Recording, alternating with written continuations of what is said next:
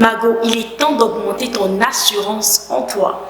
Tu sais, c'est vrai, on parle de confiance en soi et tout. Il y en a énormément parmi nous. Je sais qu'il y en a énormément parmi nous qui ont déjà confiance en eux. Parce que j'ai déjà parlé de ce sujet sur en fait, la chaîne. Et je sais que tu as regardé la vidéo. Si tu n'as pas encore regardé, va regarder, like la vidéo, comment. Abonne-toi sur Jeune Femme 2.0 parce qu'ici, en fait, on parle de mode, on parle de spiritualité, de féminité, d'éducation, des choses qui vont nous faire level up, aller à notre niveau, tu vois. Donc, c'est pour ça qu'on est ici. Donc, du coup, je ne m'érige pas à une personne qui a, tu sais, qui a le monopole du savoir, qui a trop réussi dans la vie, non. Mais je m'érige à une personne qui veut, en collaboration avec ses sœurs, en collaboration avec ses go, ok, en collaboration avec ses... Genre, en tant que jeune femme 2.0, ensemble, en fait, on puisse aller à un autre niveau. C'est pour ça que j'ai créé cette chaîne-là. Vous allez le remarquer, vous allez le voir vous allez voir que le but, en fait, vraiment, c'est d'évoluer ensemble, ok?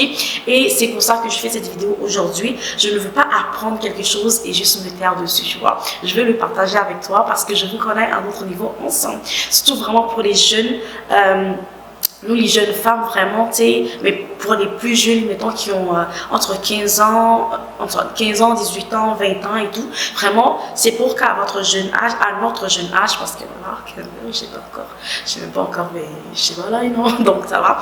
Et donc, à notre jeune âge, on puisse vraiment être conscient de certaines choses et monter, aller à notre niveau, you know. Donc voilà, si tu n'as pas confiance en toi ou tu as confiance en toi, mais tu veux encore monter parce qu'il y a le monde des personnes qui ont confiance. Moi, j'ai très confiance en moi, tu vois. Mais il y a des moments où c'est un peu compliqué devant certaines situations. Je vais te donner des astuces, des tips en fait pour aller à notre niveau en tant que jeune femme pour augmenter en fait ta valeur en toi. Donc le premier point que j'ai noté ici, ça va être 7 points. Donc le premier point que j'ai noté ici, ça va être ton apparence, ok? Ce n'est pas la première fois que je parle de ça. Je nous dis toujours qu'on n'est pas Beyoncé, on n'est pas Aya Nakamura. Aya Nakamura peut se permettre de porter ce qu'elle veut n'importe quoi. On la connaît déjà, on sait qu'elle a de l'argent, on sait qui elle est, on peut la respecter, tu vois. Mais je nous ai toujours dit ici que, tu sais, Dieu a dit que l'homme regarde à l'apparence, mais Dieu regarde au cœur. Oui, on veut plaire à Dieu, regarder qu'il regarde dans notre cœur. Mais l'homme regarde à l'apparence. Quand Dieu veut te bénir, il passe par qui? Il passe par un homme. Et l'homme doit regarder ton apparence, en fait. Si tu viens, tu t'habilles comme n'importe quoi. Même quand Joseph dans la Bible, j'aime ça parler de la Bible. Mais je vais juste donner un exemple, tu vois, c'est plus... palpable. Dans la Bible, Joseph, quand il sortait de la prison, pour revenir devant le roi, même si on sait qu'il n'est pas riche et tout, il est bon de cœur, mais il fallait qu'on lui mette des vêtements royaux, en fait, un vêtement royaux. Voilà, des vêtements royaux en fait, pour venir devant Pharaon en fait, pour bien se présenter. Tu vois qu'est-ce que je veux dire? Pour être présentable. Donc il faut que tu sois tout le temps présentable, tu vois, propre sur toi et tout. Je vous ai toujours dit les ongles et tout. Mais regarde par exemple, cette fois-ci, je voulais rien mettre sur mes ongles, je vais enlever, je veux que mes ongles respirent. Mais il faut que ça soit propre en fait, tu vois. Il faut que tu sois tout le temps propre sur toi, tes cheveux, tous les vêtements, que ce soit propre sur toi. Et n'en fais pas trop non plus. Ok, n'en fais pas trop tout le temps. Ok, tu peux en faire tu peux tout mettre une fois, 2 fois par année. Je raconte n'importe quoi. Mais tu peux être too much quand tu veux, mais pas tout le temps non plus, tu vois. Mais quand je parle de too much, je parle pas de too much dans le sens que tu es trop bien habillé. C'est pas ça, mais c'est même pas de ça ce que je parle. Je parle des moments où tu portes des choses, tu penses que tu es trop arrivé, mais yo, des choses à 2 balles. On est entre femmes, il faut qu'on se dise les vérités. Voilà, je parle, tous on est passé par là.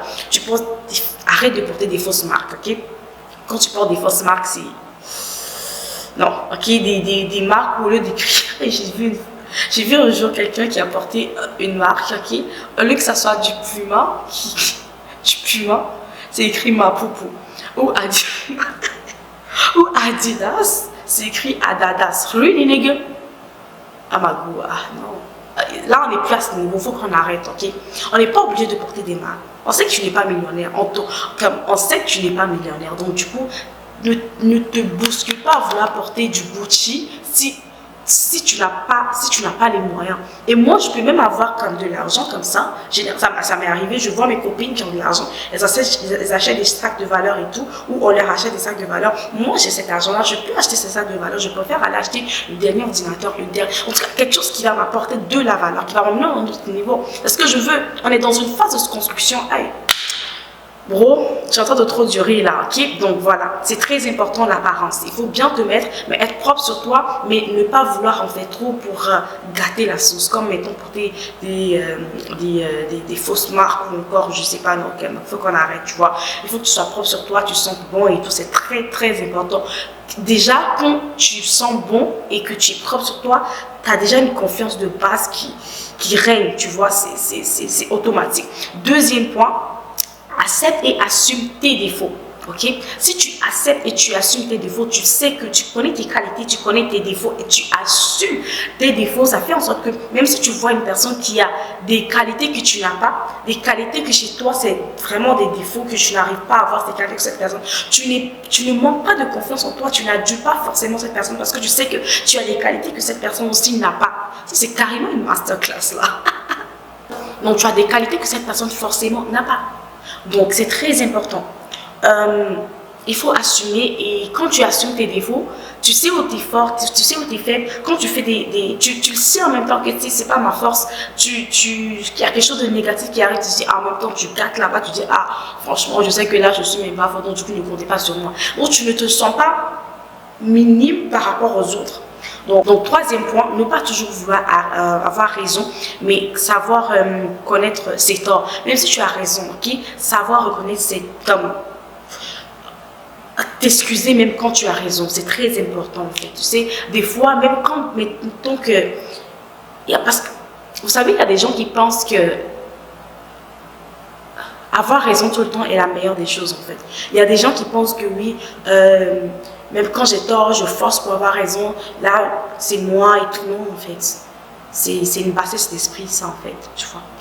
Quand tu acceptes que tu as tort, je sais pas, mais ça a l'air d'être contradictoire de dire que non, quand tu acceptes tes torts, normalement, ça devrait te rabaisser parce que tu as de l'assurance. Mais au contraire, en fait, les gens qui sont devant toi, tu augmentes en valeur et ça, ils se disent que ah, cette personne, quand même, elle sait reconnaître ses torts, tu vois.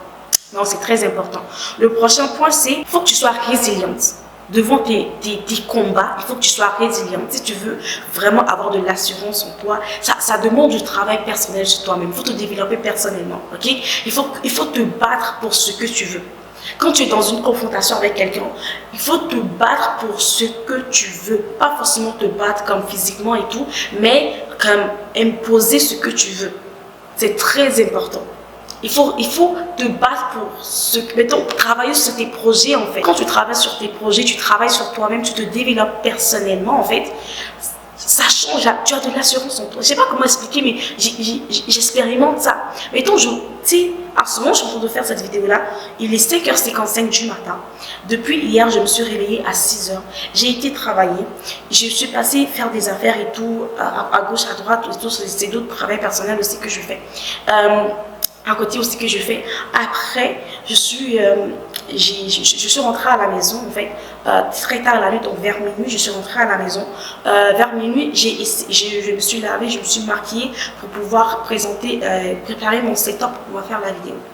Et là, je suis en train de faire les vidéos jusqu'à maintenant, en fait. Et je pense que je ne vais pas sortir cette vidéo en ayant assurance en moi, en fait, me dire que, mais, you did it. Tu l'as fait, même si c'était difficile, même si tu l'as fait en fait, tu vois. Donc, bats-toi, c'est ma manière à moi de me battre pour ce que je veux et ça me donne de l'assurance en fait. Donc, il faut te battre, il faut grouiller en fait pour avoir. Tu sais, ce que je vous dis, c'est très profond en fait. Je ne viens pas vous dire quelque chose pour avoir de l'assurance en soi. Oui, c'est vrai, comme je vous ai parlé de l'apparence, oui, mais comme ça compte. Mais ça, c'est sur la forme. Mais ça, je vous parle du fond. Donc voilà, pour le prochain point, c'est quoi le prochain? Donc, cinquième point, ça va être d'admirer l'autre, complimenter et sans flatter les autres, en fait. Donc, ça te permet de gagner de l'assurance en toi, t'as pas idée. C'est-à-dire que le fait d'admirer l'autre, ça te donne même déjà une paix d'esprit. Parce que moi, j'ai eu ce problème-là, généralement, quand je vois des personnes qui sont dans le même couloir que moi, dans le même domaine que moi, en train d'évoluer, en train de faire ce que je ne fais pas, en train d'aller au niveau où je ne suis pas, tout simplement je me dis, mais Winner, regarde-les, ils évoluent, je commençais à les voir d'un certain œil, tu sais, comme de jalousie, entre griffes. Je me disais que je n'étais pas jalouse, mais au fond, j'étais jalouse, mais tu sais, les gars, genre, elle et ils travaillent pour être à ce niveau. Winner, tu ne fous rien. pour être à ce niveau. Donc, comme je vous l'ai dit, je suis en train de travailler en ce moment. C'est ça qu'il faut. Donc, comme je travaille, ok, maintenant là, parce que j'ai des choses à faire, je travaille juste tantôt là, ok, je dois aller travailler tantôt, mais quand même, je suis en train de faire cette vidéo, il est 6h du matin, 5h58 du matin. Tu penses réellement que si mettons cette vidéo sort et tout, et vraiment comme les gens le regardent, tu me regardes comme ça et tu te dis mais comme ouais je vais faire la même chose qu'elle, mais je suis comme pourquoi c'est elle, pourquoi pas moi? C'est moi parce que je travaille. C'est moi parce que je suis fatiguée, j'ai pas encore dormi mais je suis encore là. C'est moi parce que je dois travailler tantôt mais je suis là pour filmer cette vidéo. Donc c'est très important. Quand tu travailles sur toi-même de base, comme je viens de le dire tantôt, ça se lit. Tu es contente aussi pour les autres qui le font parce que tu sais que c'est pas facile. Tu es contente et plus tu es contente. De jour, j'ai commencé à être contente pour les autres. J'ai demandé ça au Saint-Esprit de m'aider et quand il m'a aidé pour ça, quand je vois une personne, genre je ne suis pas contente juste sur les lèvres, du plus profond de moi, je suis très contente pour les autres. Je suis très contente et je me dis, ça m'inspire en fait, tu vois. Donc c'est très important. Le 6e point. Donc le 6e point pour augmenter en assurance, c'est de ne pas tout le temps centrer comme le monde sur toi. Je sais pas, d'éviter d'être le centre du monde, d'éviter de trop parler de toi en fait. Tu vois, oh non, moi je suis ci, ah non je suis ça, oh je suis une femme, je suis une femme fatale, moi je suis ci, moi je n'aime pas ce genre de... Et tu sais, quand tu parles avec une personne, essaie de connaître la personne. Quand tu parles avec une personne, essaie de moins parler de toi. Parce que quand tu parles plus de toi, la personne s'attend énormément de toi en fait. Donc le problème avec ces genres de personnes qui parlent beaucoup d'eux, c'est que ils disent tout sur eux, ils n'ont plus rien à proposer. Et quand la personne n'a plus rien à voir avec, à découvrir avec toi, tu deviens très banal. Tu deviens tellement banal que la personne n'a même plus envie d'être dans ta présence parce que tu lui as tout dit en fait. Non seulement tu lui as tout dit, mais ça, comme t'as déjà été catalogué en plus pour dire que ah ouais cette personne comme elle parle trop. Si c'est pas le cas, la personne te met tellement en haut. La personne te met tellement en haut parce que tu as tellement trop bien parlé de toi que le jour où tu feras des erreurs, vas-y mais comme ah oui, elle est aussi comme ça, elle fait des erreurs. Ah je pensais que sa vie était tellement si pour que elle vive ça. Je sais pas si tu comprends ce que je veux dire. Donc c'est très très très important. Il faut aussi que tu ne parles pas de toi trop en négativité. Ah ouais, comme toi t'es mieux que moi. Et non, généralement ne parle même pas de toi. Parle quand il faut et tais-toi. C'est très important. C'est mieux de ne rien dire. Quand tu es dans un environnement où les autres sont en train de parler, que tu ne parles pas, quelque part tu as un peu le pouvoir. Peut-être parce que tu ne sais pas parler, parce que tu n'as rien à dire, mais eux ils ne savent pas. Pour eux, tu te donnes un genre, continue de te donner un genre. Quand on te donne la parole, essaie de ne pas trop parler si tu sais réellement ce que tu vas dire, si tu sais réellement que ce que tu vas dire est pertinent, tu peux parler.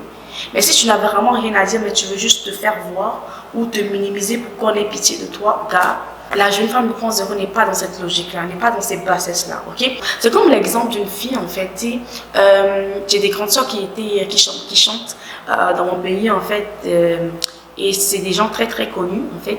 Et un jour, on parlait à une autre artiste qui était moins connue, beaucoup moins connue qu'elle, et c'était un duo de chant, okay? C'était un duo de chantres de l'Éternel. Donc, l'artiste qui n'était pas trop connu disait aux gens que ah mais oui, attends, l'histoire plus je m'en rappelle plus c'est drôle. En fait la personne à qui elle s'adressait, c'était une du duo en fait qui était très connue, mais elles étaient connues, mais tu sais, des fois quand on voit des personnes à la télé, quand on les voit en vrai, on ne les reconnaît pas. Donc la personne était venue ce jour-là dans leur église et elle parlait à cette personne, elle ne savait même pas qu'elle parlait à une des filles en fait. Donc elle parlait, elle me dit, ouais j'ai invité ce groupe-là, elle ne savait même pas qu'elle parlait à une des filles du groupe. Ah, je les ai invitées, nanana et trop, et j'organise un grand concert, j'invite tel artiste, et elles viendront à mon concert et tout. Elle n'a rien dit. Elle n'a même pas dit que c'est elle qui était... elle faisait partie du duo, en fait, de chantres connus. Et là, lorsqu'après la fille est assise, je n'imagine même pas comment est-ce qu'elle s'est sentie, parce qu'après, on ne sait pas, tu vois. C'est la fille du duo connu qui me racontait l'histoire chez nous à la maison. Et c'est tellement rigolant, en fait. J'ai tellement rigolé que je me suis dit, mais comme, yo, il fallait juste pas parler. Quand tu parles, surtout des gens qui parlent et qui ne font pas ce qu'ils disent. Margot, il ne faut vraiment pas que tu sois dans cette catégorie-là. Dernier point, ça va être se mettre à la place des autres. C'est très important. Quand tu te mets à la place des autres, tu les juges moins. Quand tu te mets à la place des autres, même quand une personne te fait du mal, mets-toi à sa place en fait. Même quand une personne se sent arrogante. Moi aujourd'hui, si une personne se sent arrogante ou bien a de l'orgueil envers moi, je vais juste dire que cette personne manque de confiance en elle. Tu vois, ce n'est pas toi qui manque de l'assurance, c'est lui qui manque de l'assurance en fait. Tellement cette personne se croit. Et généralement, je me tais. Quand je vais dans un environnement, souvent on me dit que oui, mais dis qui tu es. Dis, quand une personne essaie de te rabaisser, en fait, dis-leur que c'est comme, tu sais, ton statut, ce que tu fais et tout. Je n'ai pas besoin de dire ça. Je me tais. Un jour, tu le sauras ou tu ne le sauras pas, il n'y a pas de problème. Mais moi, je capte qui est-ce que tu es, en fait, tu vois. Donc, c'est très important, en fait, de se mettre à la place de l'autre. Quand tu te mets à la place de l'autre, en fait, la personne vit des fois peut-être des choses que tu ne sais pas. Tu vois, peut-être même discuter avec cette personne-là. Je pense que j'ai fait une formation de communication non violente. J'ai appris énormément de choses là-dedans que j'ai partagé avec vous dans une des prochaines vidéos. Donc, avant toi, active la cloche de notification. C'était tellement intéressant que j'ai appris énormément de choses, tu vois. Donc, comme je le disais, il faut apprendre à se mettre à la place des autres. Quand une personne agit d'une certaine manière, il faut savoir que ça sort de quelque part. Ça sort peut-être d'un complexe. Il y a des personnes qui vont te minimiser, qui vont te rabaisser. Toi, tu vas manquer d'assurance en toi, mais tu ne vas pas savoir que cette personne, c'est elle plutôt qui manque d'assurance en elle. C'est pour ça qu'elle te minimise en fait. Il y a des gens, ils voient en toi quelque chose de fort en fait. Ils voient en toi quelque chose de... comment est-ce que je vais expliquer ça? Ils voient en toi une personne qui va réussir, qui va aller loin dans la vie. Une personne qui a énormément de potentiel, mais parce que toi-même, peut-être, tu n'es pas conscient de ça, ou tu es consciente, mais cette personne-là veut tellement, en fait, se donner un genre que cette personne essaie de te rabaisser, en fait, mais tu ne vas pas te mettre au même niveau à vouloir prouver à cette personne-là. Tant que tu sais qui tu es, il faut savoir qui tu es. Si tu sais qui tu es, tu connais ta valeur. Je vais mettre la vidéo. J'ai parlé du fait de savoir qui on est, comment est-ce qu'on peut être une meilleure version de soi dans les 5 dimensions de l'être humain et notamment ici dans notre cas de nous les femmes, dans les 5 dimensions de la femme, ok? Donc je vais mettre la vidéo ici si ça t'intéresse d'aller voir qui est-ce que tu es, découvrir qui tu es, comment est-ce que tu peux faire pour évoluer encore dans chaque domaine, sphère de ta vie, pour pouvoir augmenter de l'assurance en toi. Ça va être un peu tout pour la vidéo d'aujourd'hui. J'espère que tu as aimé la vidéo. N'hésite pas à t'abonner, activer la cloche de notification pour ne pas rater les vidéos lorsque je les sors. Je vous fais de gros bisous. Bye, à la prochaine.